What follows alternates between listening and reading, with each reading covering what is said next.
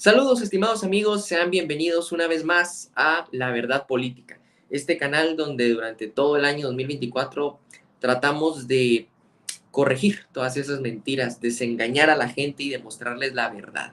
Ha sido un año de muchos retos, sin duda alguna, para nosotros los liberales clásicos del Foro Liberal de América Latina, porque al igual que en años anteriores, tenemos la difícil tarea de combatir al estatismo, a la mentira, las mentiras, los engaños de las izquierdas y la derecha mala, que no ayuda, al contrario, nos pone más difícil el camino. Así que, en primer lugar, agradecer a todos los fieles seguidores que nos han estado acompañando lunes con lunes y que nos apoyan difundiendo este contenido a través de las redes sociales. Gracias por sus likes, por sus comentarios y por sus vistas en nuestro canal, ¿no? Y de verdad, es un gustazo que se den el tiempo, digamos, toda la tarea todos los lunes de venir y contrastar, porque al final de cuentas lo que hacemos acá es presentarles la verdad y son ustedes los que contrastarán las mentiras que nos venden las izquierdas con las verdades que aquí decimos. Así que sean bienvenidos a una nueva sesión. En esta oportunidad pues haremos un repaso de todo el año 2024, ¿no? Con temas muy puntuales como siempre, y le doy la bienvenida a nuestro mentor político, el profesor Alberto Mansuetti. Profe, qué gusto saludarlo, sea bienvenido no solo al canal, sino entiendo estuvo de viaje este fin de semana, profe. Sí, 2 días salí de la cueva, me sacó el pastor Alan Sánchez y fuimos con Arlington Baca, que nos tiene que estar escuchando ahorita desde Zumpango, Estado de México. Es una ciudad pequeña, pero que queda a unas 2 horas o tal vez menos de aquí. Y ya estoy de vuelta. Gracias. Qué bueno tenerlo por acá, profe. Pues bien, como lo hemos estado haciendo en semanas anteriores, vamos a darle continuidad a la lectura de las preguntas del balotario, preguntas y respuestas, y desde luego sus comentarios en torno a el título que tenía este directo, ¿no? Que ya nos están acompañando nuestros amigos acá. Entonces, ¿qué le parece, profe, si empezamos? Sí, antes que nada, déjame contestarle a Marcos Gamero, que dice que necesitamos más clases. Bueno, yo me voy a tomar un tiempo ahora, unos 3 meses o 4 tal vez, para escribir el libro que le debo a Fernán Fortich. ¿Ok? Ese libro con una actualización y demás, yo le dije a Fernán que lo dejáramos para después de este que salió ahora, gracias al esfuerzo de Fernán, que se llama La Gran Devolución, conociendo las 5 reformas. Ya está a la venta en Amazon, usted puede buscarlo y comprarlo en Amazon. Entonces yo a Fernán Fortich le dije, bueno, sácalo primero porque tiene como 4 años o 5 ahí esperando turno, y después vamos con el otro. Pero el otro me falta terminar de escribirlo todavía. Entonces me voy a tomar de aquí a marzo, probablemente, más o menos, para hacerlo. Pero entonces, Marcos Gamero y todos los demás, hay grabadas cuántas sesiones, ¿ok? Están ahí en el canal La Verdad Política. Usted puede mirarlas. A ver, hoy tenemos 25. hoy tenemos la sesión 25. Con esta van a quedar, que es la última del año, con esta van a quedar nada menos que 25 sesiones en ahí puede usted ver, que van a quedar grabadas en el canal La Verdad Política 5R. ¿Ok? Así que, bueno, de aquí a marzo yo estaré escribiendo el libro, pero usted me puede preguntar por WhatsApp, eso ya lo sabemos. ¿Ok? Bien, antes que nada, la derecha mala miente todos los días, descaradamente, en todos los temas. 2 mentiras cuando llegué de viaje, porque me desconecté de la internet, ¿no? En el viaje. Cuando llego de viaje me encuentro 2 mentiras de la derecha mala. Uno, la paparrucha de las presas y embalses en España que había construido Franco y que los gobiernos, especialmente el de Sánchez, habían derribado. El derribo de presas es una mentira. No hubo ese derribo de presas, por favor. Es que la derecha mala no tiene nada que ofrecer. Entonces juegan mal y por eso pierde. Entonces ahora juega sucio. Es decir, juegan mintiendo. ¿Ok? Y le echan la culpa a este gobierno. Bueno, sí, es un gobierno socialista, ya sabemos. No hay derechas liberales. Ahora, mentir, mienten todos los días. Paparrucha se dice en español fake news. Fake news significa noticia falsa. Muy típico de la derecha mala y se traduce como noticia falsa, pero en español también se puede decir paparrucha o a veces paparruchada en América hispanohablante. Bien, eso es una mentira de la derecha mala. Y otra mentira de la derecha mala que Elon Musk y Donald Trump reclutaron a Ron Paul para la campaña de Donald Trump. No, señor, no mientan, pero mienten todos los años.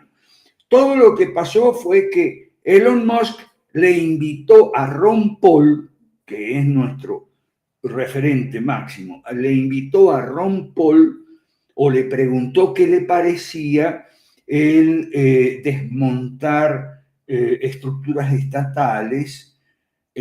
Simplemente una pregunta le hizo Elon Musk a que está haciéndole campaña a Donald Trump a Ron Paul. ¿Y qué le contestó Ron Paul? Bueno, que yo hablo con cualquiera. Si usted quiere que hablemos el tema del estatismo, las funciones propias del Estado, la Reserva Federal, o sea, el Banco Central, y eliminar burocracias, agencias estatales. Yo hablo con cualquiera. Si usted quiere que hablemos, hablamos de esos temas, de ideas, ojo. O sea, le dijo bien claro, de campaña no, a mí no me van a enrolar con Donald Trump, ni me van a enrolar con Kamala Harris, pero si de Kamala Harris me preguntan y quieren hablar del tema, de las ideas, no de la campaña, entonces yo estoy dispuesto a hablar con cualquiera.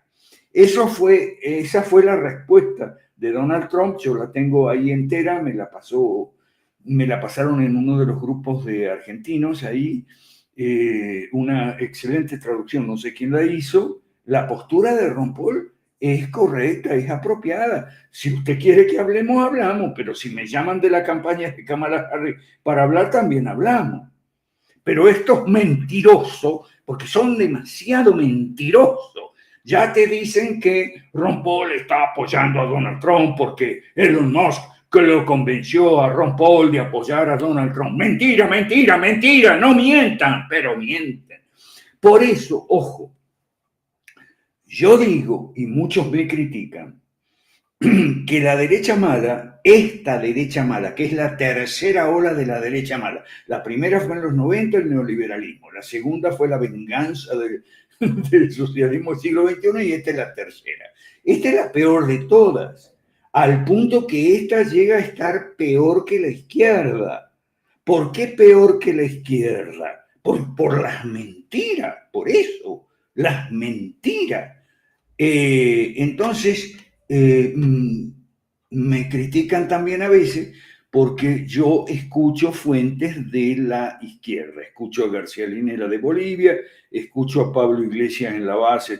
Bueno, pero que no puedo escuchar a la derecha mala porque lo único que escucho son mentiras. Mentiras sobre represas derribadas y mentiras sobre reclutamiento de Ron Paul a la campaña de Trump. Por favor. Ok, vamos ahora con las preguntas.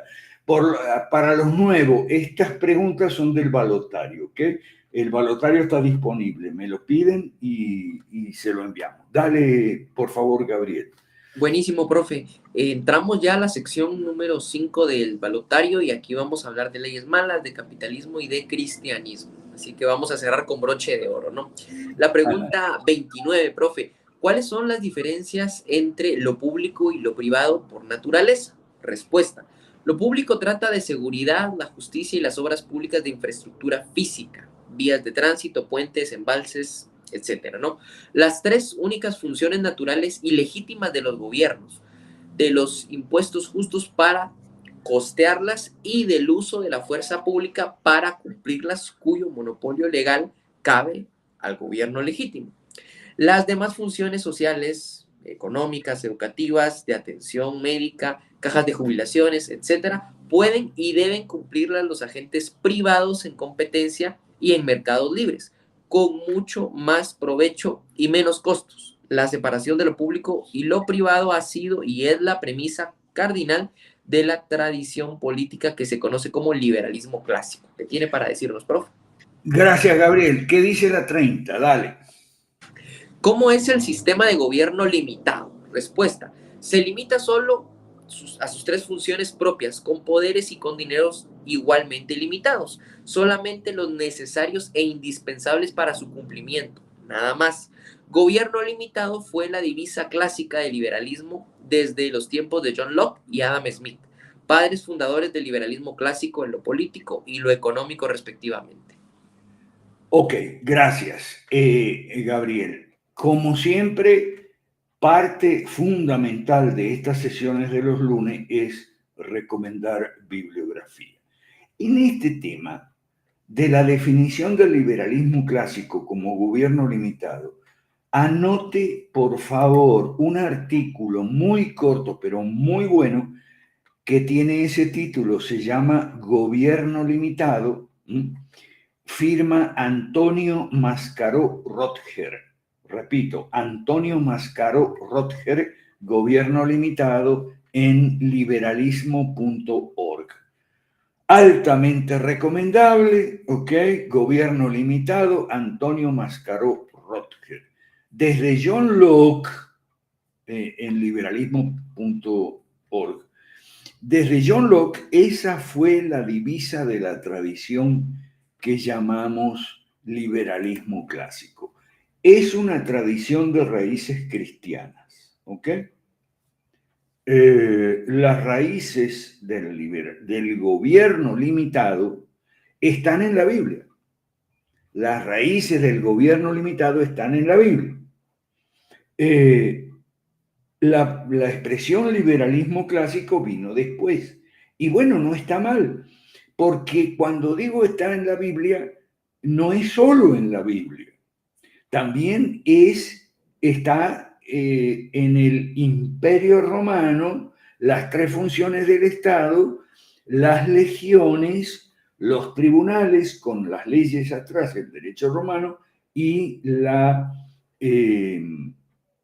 los caminos. Las legiones significa orden, seguridad y defensa, defensa exterior y policía, digamos, para tribunales de justicia y los caminos, los puentes, justamente los embalses y todo eso.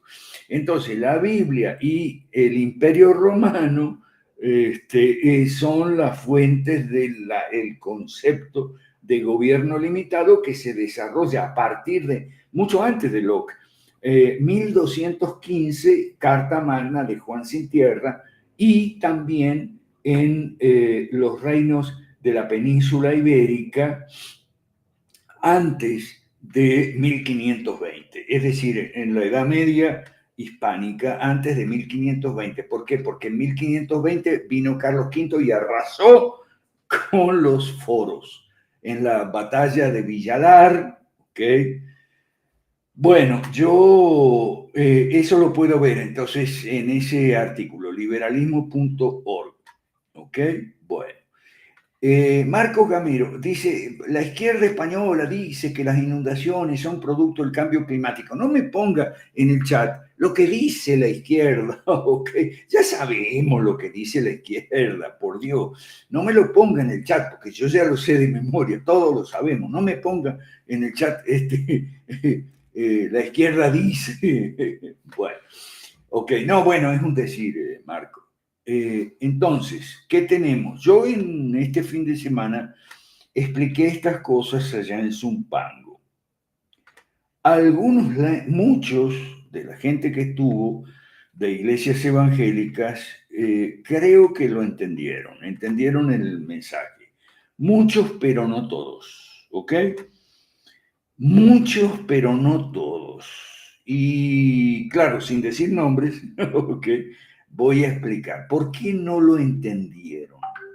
No lo entendieron porque son pietistas.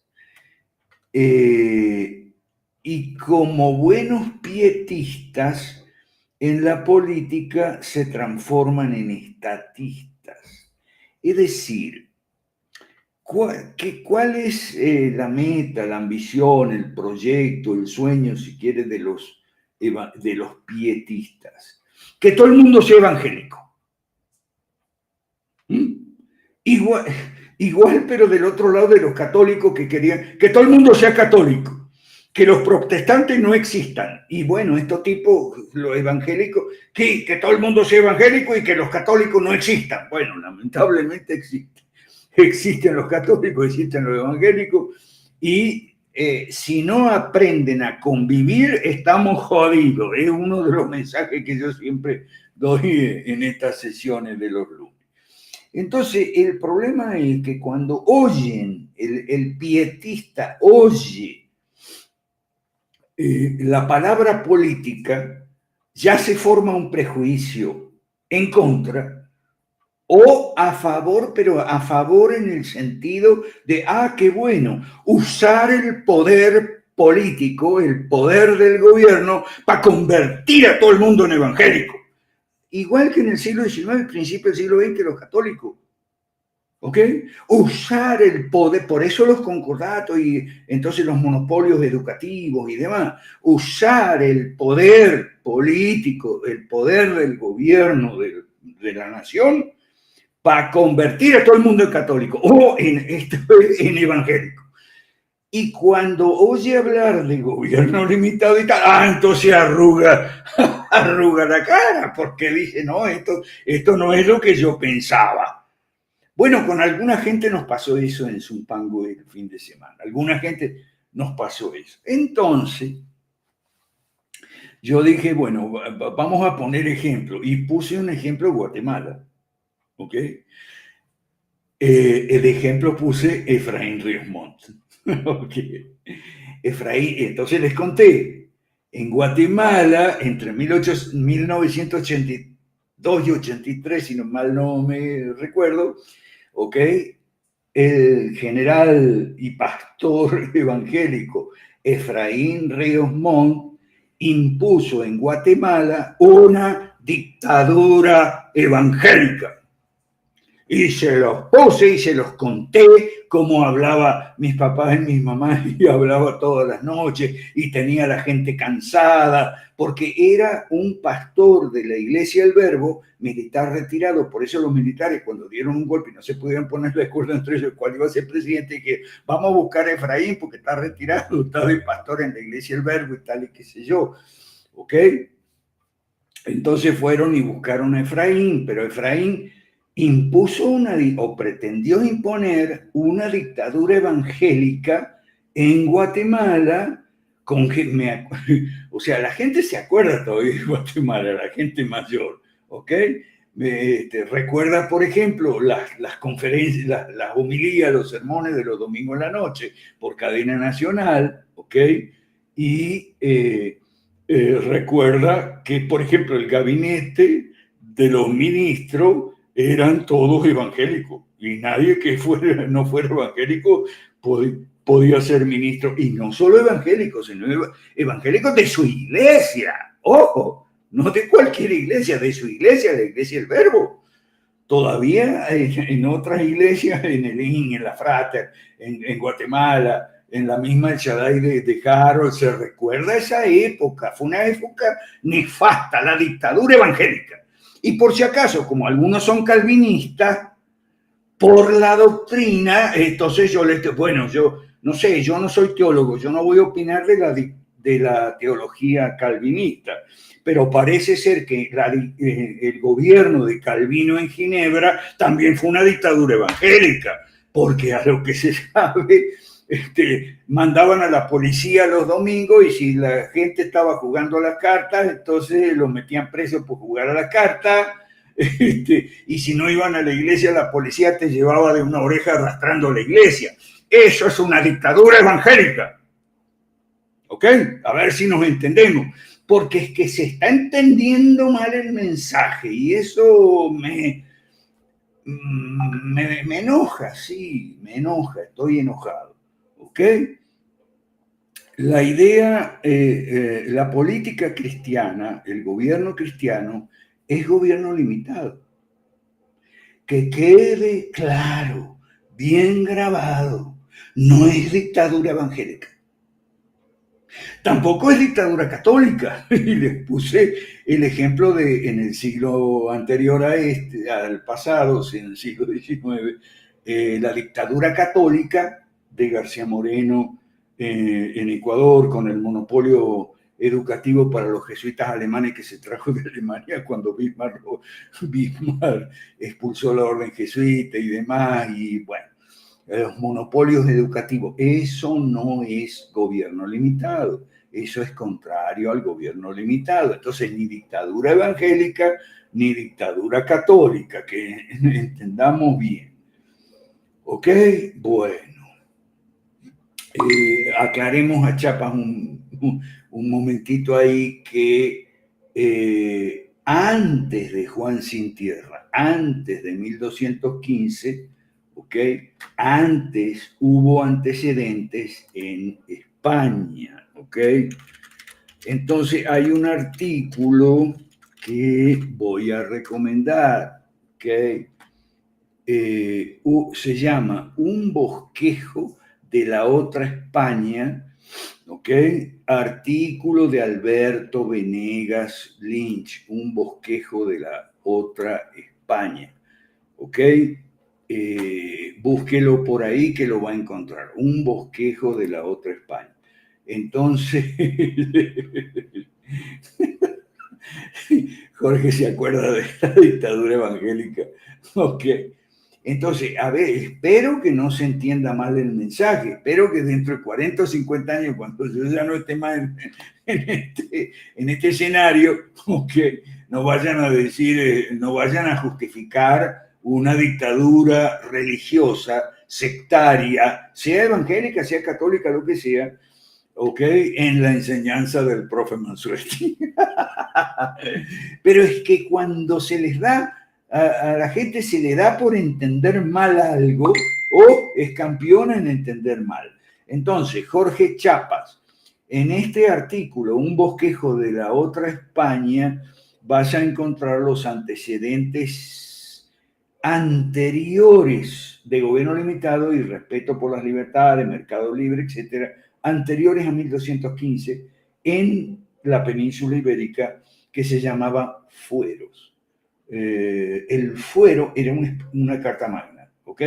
Pero más pequeña porque eran fueros regionales, fuero de León, fuero de Castilla, fuero sí, León, Castilla, Aragón, etcétera.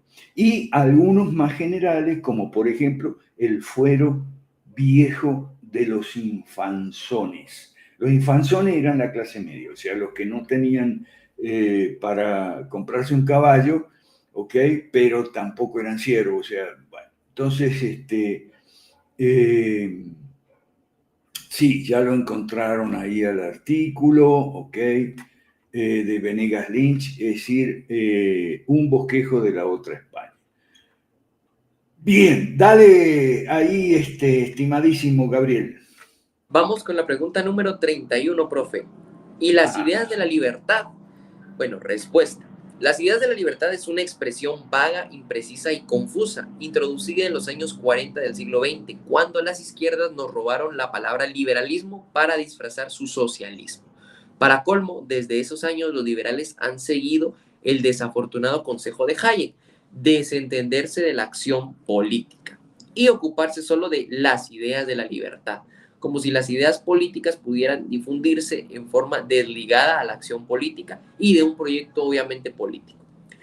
Los economistas, incluso los brillantes, deberían aprender siquiera lo básico de la política antes de ponerse a aconsejar a los políticos y al público sobre temas políticos. Gracias, Gabriel. Bueno, mañana me toca, mañana martes 5, tenemos programada una sesión con la magíster Karin Yevo para los argentinos, porque para eso va a ser explicar el tema Milei. ¿Ok? El tema Milei. Ahí en el balotario se señala el error de Hayek. No la política no. Pero hay un error anterior todavía, que es el error de Mises. Yo hasta ahora no me he querido meter mucho, porque no me quiero pelear con los de la economía austríaca y tal, pero tendré que pelear. Okay. El error de Mises se llama apriorismo. El error de Hayek se llama antipolítica. El de Mises se llama apriorismo. Mises era, para mí, el más genial economista de todos los tiempos. Pero como todo economista, muy sabio en la economía, pero en otros temas como política, filosofía y demás, puso la torta. El gran problema de Mises es que en filosofía era kantiano. Hemos explicado ya en otras sesiones. Hay 25 sesiones grabadas, no se las pierdan. ¿Ok? Hemos explicado ya en otras sesiones. Kant no tiene nada que ver con el liberalismo, porque por ahí ponen Immanuel Kant entre los... No, Kant no tiene nada que ver con el liberalismo, porque un asesino del conocimiento, un asesino de la razón, no tiene nada que ver con el liberalismo. ¿Ok? El problema con Mises es que siendo kantiano, tenía esa desconfianza kantiana en la razón y el conocimiento. ¿Ok? Y entonces se le ocurrió la desafortunadísima idea de que la ciencia económica, según la escuela austríaca, era como la lógica y la matemática, eran las verdades como la lógica y la matemática, que no podían ser comprobadas ni refutadas por la evidencia empírica. ¿Qué es eso? Es una pelotudez. ¿Ok? Así que el error estuvo en que con ese error él desconectó la ciencia de la realidad. Pero es que eso no lo siguen, no lo siguió nadie. Y claro, hubo toda una discusión dentro de la escuela austríaca y todavía hay. Algunos reconocen que eso fue un desvarío kantiano de Mises, ¿ok? Y que es más bien un problema, una piedra en el zapato de la escuela austríaca. Hay que quitársela de encima y hay que arrojarla al cubo de la basura. Y tienen razón, ¿ok? Pero es que ni ellos mismos lo siguen. Acabo de ver, por ejemplo, Milei dice que él es de la escuela austríaca y acaba de decir que él pensó que la izquierda era un problema mental a causa de, palabras de Milei, abundante evidencia empírica en favor del libre mercado y en contra del socialismo. Pero Milei dice que es de la escuela austríaca y ni se decía que la evidencia empírica no podía ser empleada ni para confirmar ni para refutar una verdad de la ciencia económica, ¿ok? O sea, es un disparate mayúsculo el apriorismo. Entonces tratan de decir, bueno, no era un apriorismo extremo, el apriorista extremo es Rothbard, ¿ok? Y en esto, Zanotti trae a Fritz Maslub que decía que no, bueno, y entonces traen un apriorismo moderado, ¿ok? Pero digámoslo, es un disparate, es un error de Mises por su pésima formación filosófica encerrado en el pozo sin salida de kantismo. ¿Ok? Bueno, entonces, ese fue el error de Mises. Ya me peleé con los de la escuela austríaca. El error de Hayek no fue solo la antipolítica. El error de Hayek fue que él reconocía una red de seguridad muy amplia, o sea, le hacía una enorme concesión a la socialdemocracia, por un lado, ¿ok? Decía que la socialdemocracia tenía razón, que tenía que haber una red de seguridad social lo más amplia posible. Por favor, ese fue un error de Hayek. Y en cuanto a salirse de la política, fue otro error de Hayek, ya van dos, ¿ok? Entonces, nada sería, no es extraño que el otro mal alumno de Mises, que es Murray Rothbard, saliera con la estupidez más grande de todas. Hemos estado repasando el catálogo de estupideces de la escuela austríaca, ahora viene la más grande de todas, ¿cuál es? El anarquismo.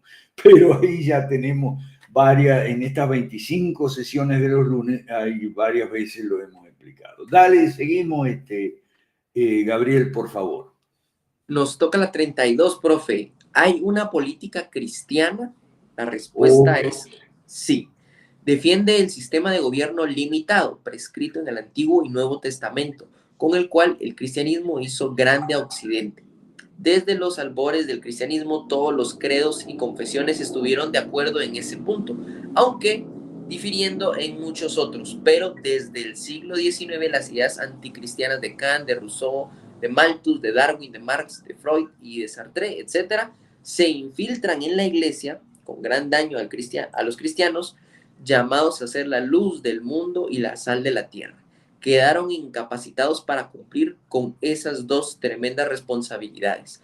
Por eso el mundo está ahora a oscuras y caminando a ciegas, y abundan tantas perversiones sobre la tierra. Ok, el sábado y domingo, o sea, este fin de semana, ayer y anteayer, allá en Zumpango, hice muchas citas bíblicas, ¿ok? Para, para fundamentar y para mostrar los fundamentos bíblicos de la doctrina del gobierno limitado, que no tiene nada que ver con las ideas de la libertad. Esa es otra estupidez. ¿Ok? Ideas de la libertad. Eso es una idiotez, porque eso es, ¿cómo se entiende eso? Es muy gaseoso, muy abstracto, muy ambiguo. Bueno, gobierno limitado. Y también del conocimiento, porque entonces me puse a citar mucho del libro bíblico de Proverbios al comienzo, donde en la palabra de Dios se anima, se estimula, se demanda de los creyentes no que desconfíen de la razón, del entendimiento, de la ciencia, ¿ok?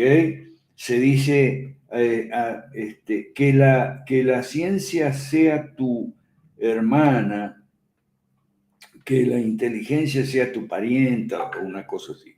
Digo esto porque y vuelta otra vez, en las iglesias pietistas uno encuentra un desprecio del conocimiento, un desprecio de los libros que francamente choca con Proverbios, primeros capítulo 1 y 2, donde empieza el libro de Proverbios, a alentar a la gente a estudiar.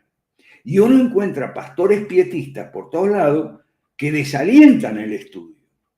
¿Ok?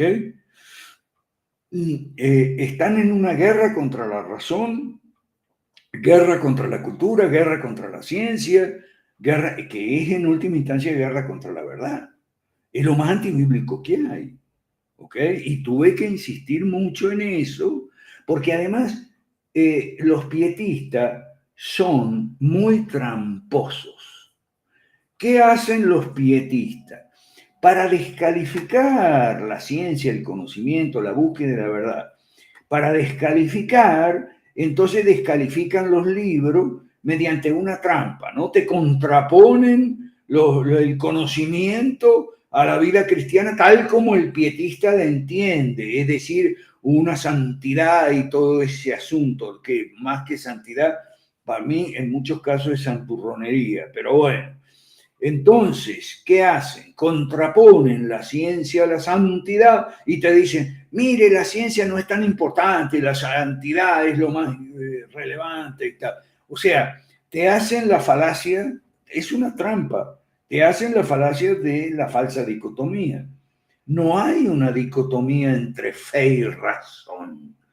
Ok, hay mucha literatura en internet y libros a montones. Entre fe y razón no hay contradicción.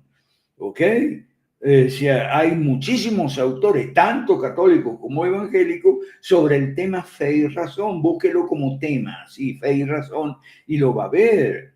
Pero estos pietistas le han declarado la guerra a la razón. ¿Y cómo te di? Bueno, usted podrá haber leído 50.000 libros, pero eso no es tan importante, porque si usted no tiene a Jesús en su corazón y entonces usted no se esfuerza por llevar una vida santa, entonces de nada le valen las lecturas y tal. Eso es lo que uno escucha en las iglesias evangélicas pentecostales pietistas normalmente. Entonces, eso está muy, muy, muy, muy en contra de lo que la Biblia enseña. ¿Qué vamos a hacer? ¿Ok? Bueno, entonces, la política cristiana es gobierno limitado, pero eso usted tiene que estudiarlo.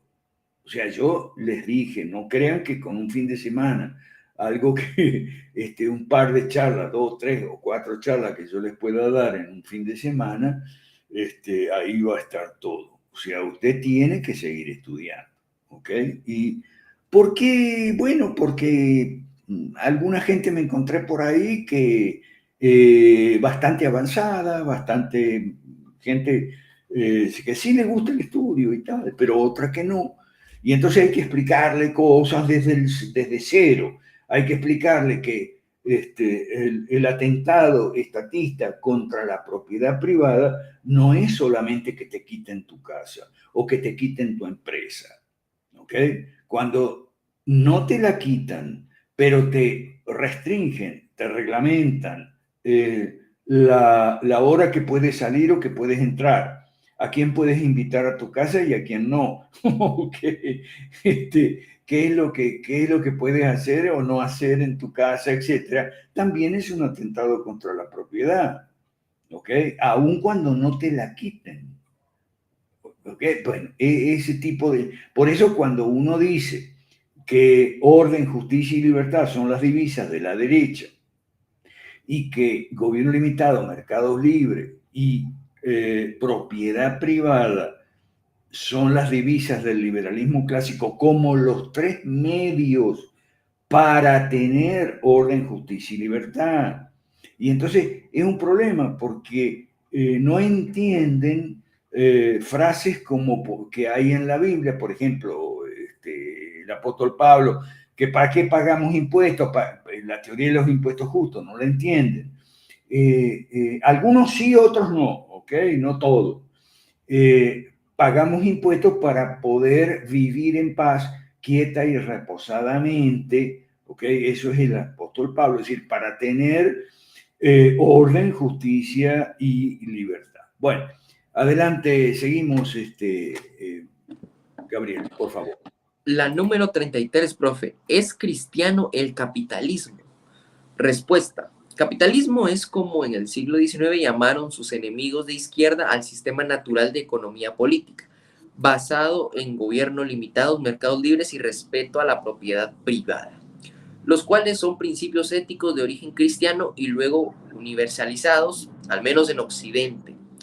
Mercantilismo es el deformado capitalismo antiliberal que padecemos. Gobiernos intervencionistas en la economía en favor de una oligarquía privilegiada, sin competencia libre, por barreras de acceso a los mercados para los empresarios emergentes. Capitalismo de Estado es el que resulta por la aplicación de las ideas socialistas, la tan mentada tercera vía que nos somete y empobrece. Ok, entonces, dale ahora que vamos o sea, esas son las tres formas de capitalismo. El capitalismo liberal, el mercantilismo y el capitalismo de Estado, ¿ok? Ya dijimos que el que quiera este documento lo puede pedir. Ahora vamos a entrar al tema de las leyes malas y las leyes buenas, que hoy estuve en un grupo de Argentina, o sea, las inversiones extranjeras no llegan a Argentina. Bueno, en primer lugar, una cosa que yo nunca entendí de los liberales y siempre se los reprocho, yo soy muy crítico, yo soy un liberal crítico, eso es lo que soy yo, ¿ok? Que depende de las inversiones extranjeras. Ajá, ¿y las nacionales qué? ¿Por qué? Porque nuestros países son cotos de caza mercantilista, ¿ok? Por ejemplo, el que acaba de juramentarse como canciller en Argentina es uno de los dueños, aunque está peleado con los, pero bueno, esa es otra historia, con sus hermanos y sus primos que manejan un grupo empresarial oligopólico en Argentina, ¿ok? Entonces, parece ser que algunos liberales o libertarios tienen la idea de no hacer reforma. Entonces, no hacer reforma significa dejar que el inversionista nacional no pueda invertir, es decir, esperar todo de la inversión extranjera porque dan como supuesto y dan como admitido que el país es el coto de caza de los empresarios locales mercantilistas. Si tú no eres mercantilista, no puedes ser empresario local. Entonces, todo lo esperan del inversionista extranjero, no que venga el inversionista extranjero. Ahora, el inversionista extranjero no va a venir hasta que no haya reforma. Por eso fue que fracasó el gobierno de Macri. Pero es que en esta película de Milei vemos cosas que ya vimos los argentinos en la época de Macri, en los 4 años de Macri, que prometió una lluvia de inversiones, pero como no hubo ni una sola de las grandes reformas, no vino ninguna inversión. De hecho, las entradas de capital y de inversión extranjera directa, menos del 10% de lo que entró por préstamo. Entonces, parece que como no hacen reforma, no quieren, no saben, no pueden hacer reforma, parece que entonces todo lo esperan de la inversión extranjera y de los préstamos del Fondo Monetario y tal. Oh, es un desastre, un desastre. Por eso yo soy liberal crítico y muy crítico. ¿Ok? Bueno, seguimos. Ahora entremos al tema de las leyes malas. O sea, hemos establecido ya y hemos explicado en sesiones anteriores, hay 25 grabaciones, hemos explicado lo de las leyes malas. Las leyes malas son contra la economía. ¿Son malas por qué? Porque van contra la economía, van contra la justicia, van contra el buen orden social, ¿ok? Garantizan monopolios, estatizan sectores que por naturaleza son privados o ramas de la producción o de la educación, de la salud. Son leyes malas, muchas de ellas están mal escritas, ¿ok? Un tema que tocamos en el fin de semana en Zumpango fue que había demasiadas leyes, pero no solo demasiadas leyes, sino leyes restrictivas. Entonces pusimos un ejemplo. Yo puse este ejemplo, que es una metáfora, una parábola que me inventé ahí.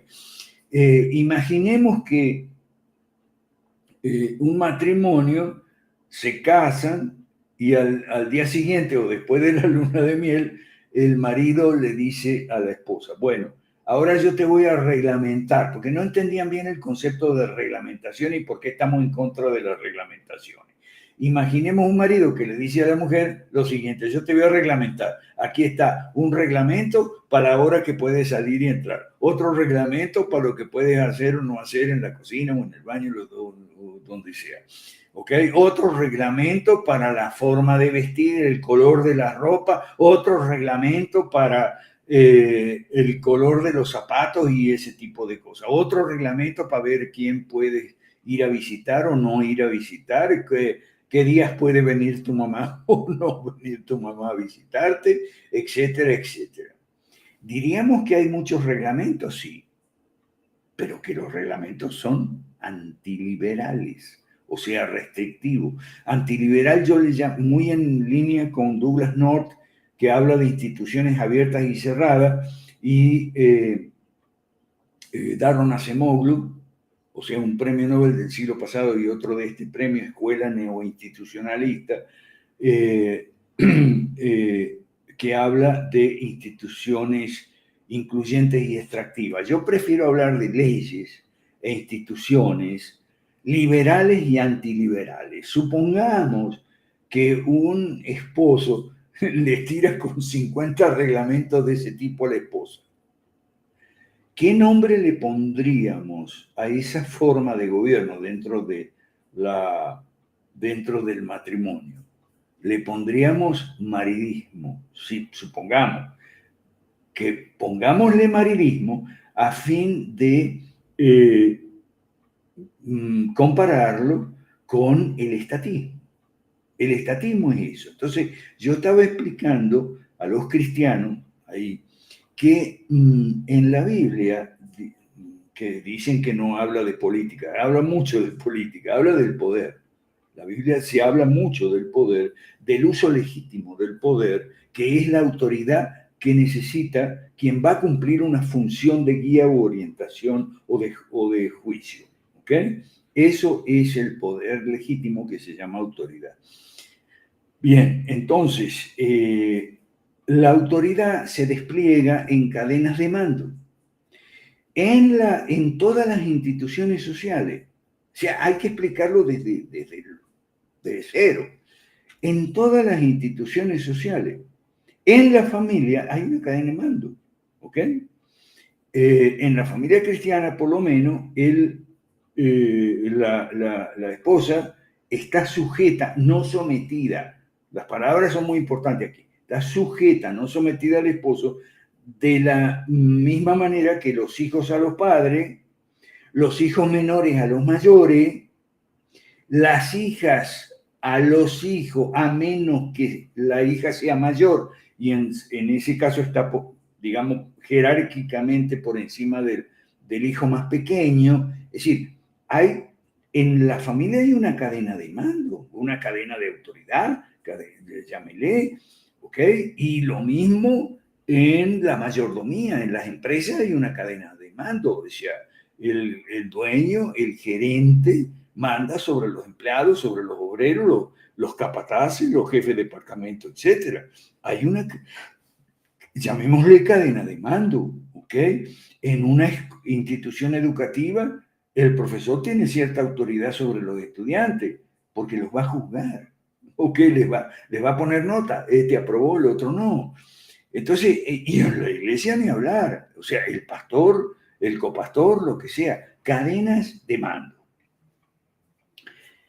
Entonces, yo les tiré una enseñanza ahí fundamental que se las tiro aquí, la comparto aquí antes de terminar, porque el problema con el estatismo es el siguiente. Si encontramos en la familia un marido que abusa o unos padres que abusan, estamos listos para ver el abuso de poder o abuso de autoridad. El abuso de poder o abuso de autoridad. Lo reconocemos y lo rechazamos, ¿ok? Y lo corregimos. Si en una institución docente, de parte de un profesor, hay un abuso de autoridad, sea, ahora está de moda el acoso sexual o el acoso laboral, o lo que sea, o castigo físico, okay. Si hay un abuso de autoridad en la cadena de mando educativa, en la institución educativa, lo reconocemos, lo condenamos, lo corregimos y tal. Si hay un abuso de autoridad en una cadena de mando, en una institución productiva, digamos en una empresa, el gerente abusa de los empleados, trabajadores o el dueño, lo que sea, lo reconocemos, lo condenamos. El problema en Occidente, y especialmente en América Latina, es que el abuso de autoridad en los gobiernos sobre la gente no es reconocido, no es condenado, no es corregido y es más, es aplaudido, ¿okay?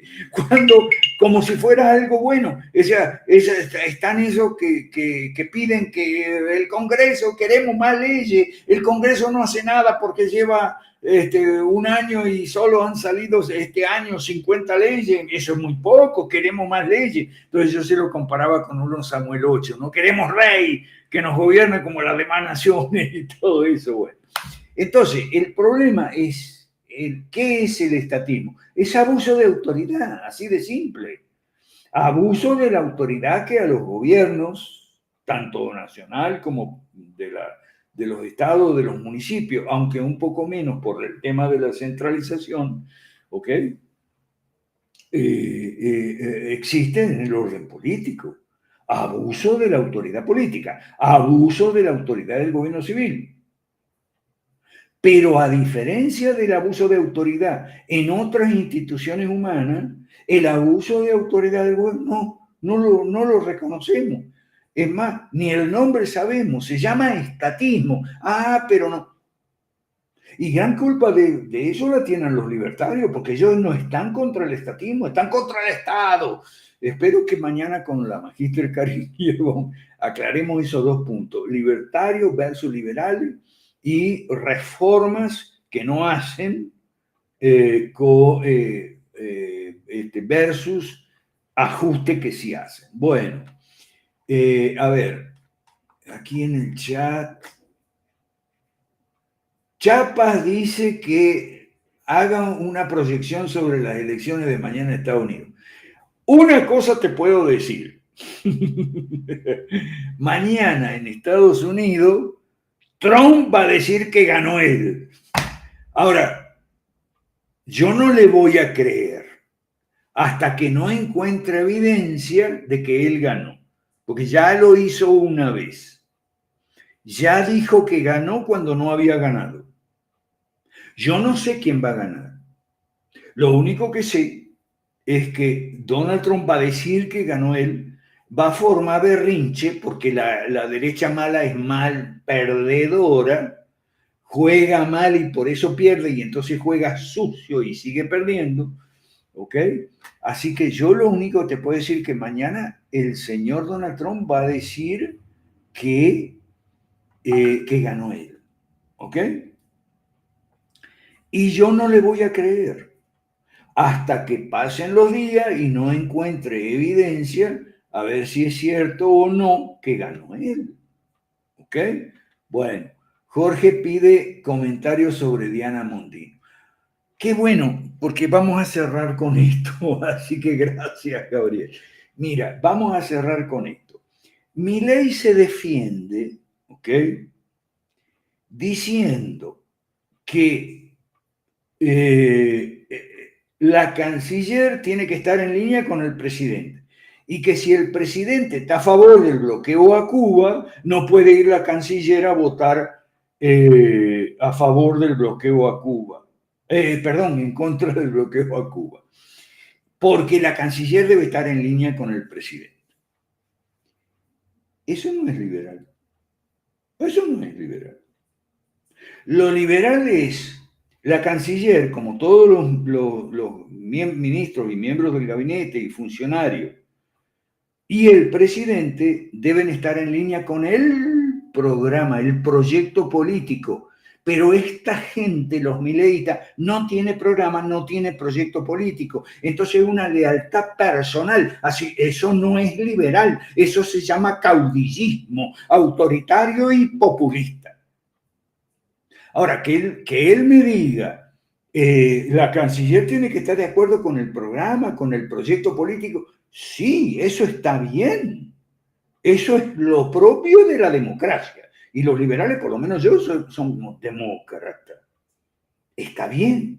Pero el problema con este gobierno es que es un gobierno sin programa, sin proyecto, y estamos viendo que sin principios también, que muy contradictorio, que un día dice una cosa y otro día dice otra, que un día dice que va a dolarizar y al día siguiente, en lugar de dolarizar, Más bien aplasta el dólar y eleva el valor del peso después que dijo que iba a incendiar el Banco Central. Por favor, por favor.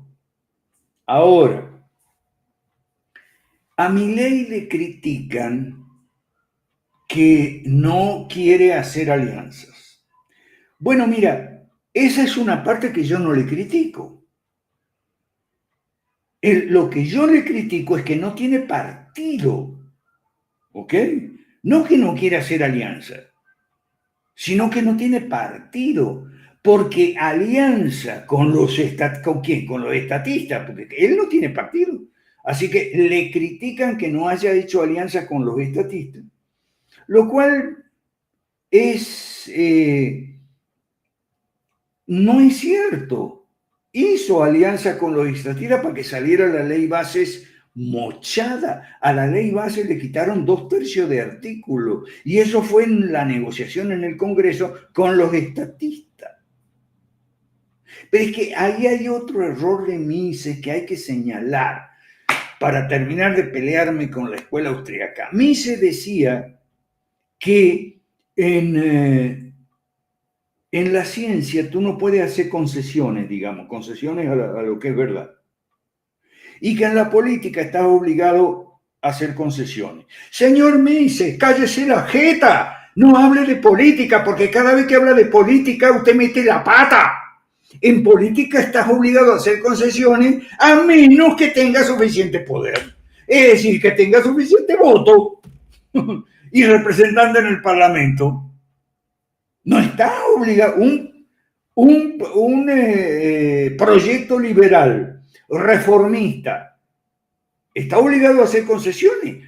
Si no tiene voto, si no tiene diputado en el Parlamento, encima que no tiene programa ni proyecto claro, por supuesto que está obligado a hacer concesiones, señor Mises.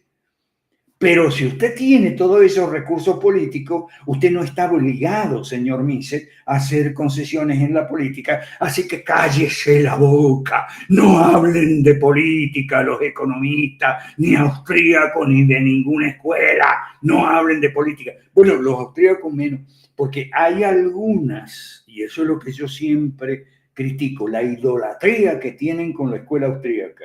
¿Ok? Hay escuelas de pensamiento económico pro libre mercado que no son antipolíticas ni anti, o sea, justamente el neoinstitucionalismo, Douglas North y Acemoglu. Que a veces se pasan de estatistas, sí, pero a veces se pasan de estatistas algunos, pero tú tienes que tener suficiente criterio, es decir, suficiente discernimiento para ver dónde y cuándo se pasan de estatista. Por ejemplo, Hayek hablando de la red de seguridad social y todo eso. Ok, bueno. Ahí te puso Marcos Gamero los versículos de la Biblia que hablan de gobierno limitado, pero no los vas a entender a menos que tengas suficiente instrucción en política. Porque ese es el problema con pastores y en general, gente cristiana, evangélica y tal, que van a la Biblia sin un suficiente conocimiento de política. Entonces, pasa la política delante de sus ojos y ellos no la ven. Yo les puse el ejemplo más, para mí, más grueso. En 1 Reyes 12 hay lo que en política se llama Taxpayer Revolt, o sea, revuelta de contribuyentes. El episodio que se narra en el capítulo 12 del libro 1 de Reyes es una revuelta de pecheros, como se dice en castizo. Pechero es el contribuyente en castizo, ¿ok? Se cuenta cómo le rompen la cabeza a pedradas al señor Adonirán, que era el jefe de los recaudadores de impuestos, era el presidente de la SATO, de la SUNIAT, llámele como quiera a la agencia del servicio, le llaman servicio de recolección de impuestos, ¿ok? Bueno, entonces, ¿qué pasa? El analfabeto político no lo ve. lee 1 Reyes 12 y como es analfabeto político, no sabe lo que es una revuelta de contribuyentes, no ve la revuelta de contribuyentes ahí. Y no ve que la revuelta de contribuyentes se origina por los impuestos excesivos. Y no ve la consecuencia, que es la división del reino. ¿Por qué cree usted que en el Nuevo Testamento había la división entre judíos y samaritanos? Porque los samaritanos eran los del reino del norte que se habían separado. No ve las calamidades, o sea, no ve 1 Reyes 12 en su contexto tampoco. No ve nada. Es como el ciego. El analfabeto político es como el ciego. ¿Ok? Entonces, cuando algún pastor, algún comentarista pasa por encima de 1 Reyes 12, como es analfabeto político, no ve lo que hay, que es la revuelta contribuyente, las causas, las consecuencias que tuvo, etc. No ve. Entonces, ¿qué es lo que ve? Se fija en que los jóvenes aconsejaron mal al rey porque el rey no consultó a los viejos. Entonces, la conclusión que saca, y en eso se queda, es que los jóvenes son malos consejeros de los gobernantes y los viejos son buenos consejeros de los gobernantes, lo cual no es verdad en todos los casos, ni esa es la enseñanza del capítulo. O sea, como no entendió nada, se fijó, o sea, cuando aquello de que señalamos a la luna y el analfabeto se fija en el dedo. Okay. Entonces, como no entendió nada, se fijó en una cuestión muy marginal, ¿ok? Que de nada, de poca relevancia. Pero sobre eso hizo el sermón. ¿Ok? Bueno, a ver. Aleida, saludo. Bueno, Aleida, es que aquí no estamos en Zoom, porque cuando estábamos en Zoom hacíamos un brindis cuando terminaba el año. Ahora, el brindis del fin de año, bueno, vamos a hacerlo de aquí a adelantado, porque fin de año es en diciembre, estamos en noviembre. Lo que pasa es que yo me tomo las vacaciones esta vez más grandes porque resulta que tengo que escribir el libro que le debo a Fernand Fortich. Aquí Jorge dice que si Popper no cuestionó esa postura de Mises. Por supuesto, claro que sí. Lo que pasa es que Popper y Mises eran coetáneos.